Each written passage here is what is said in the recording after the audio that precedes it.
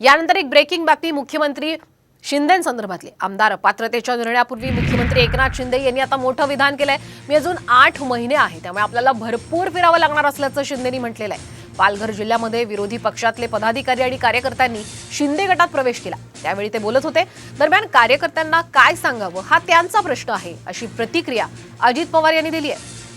सध्याची आपण महत्त्वाची ब्रेकिंग बातमी पाहतोय की मुख्यमंत्री एकनाथ शिंदे यांनी आता मोठं विधान केलेलं आहे की अजून 8 महिने मी मुख्यमंत्री म्हणून आहे त्यामुळे आपल्याला भरपूर फिरावं लागणार असल्याचं शिंदेंनी पालघरमध्ये झालेल्या एका कार्यक्रमात म्हटलेलं आहे।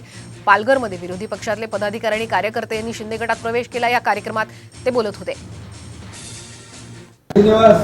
माझ्या बरोबर सुरुवातीला आपले जे झालं ना तुमच्या तिथून गेलो आम्ही पुढं, पण तुम्हाला मी एक गोष्ट सांगतो, तुमच्या रस्त्याने गेलो पण श्रीनिवासचं घर त्या रस्त्यावर होतं, त्याच्या मुलाचा वाढदिवस होता, पण त्याने पहिलं मला सांगितलं पहिलं कर्तव्य करू, आधी लगीन कोंडाण्याचं मग राहायचं। आता 4-6 महिने 8 महिने अजून आहेत, खूप आपल्याला फिरायला लागेल।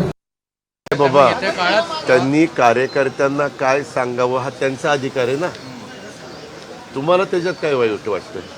तुमच्या पोटात का दुखतंय? आणि त्याच्यामुळे कार्यकर्त्यांना बोलत असताना ते काय बोलले ते मला माहीत नाही, कारण तू प्रश्न विचारलाय म्हणून मी त्याचं उत्तर देतो।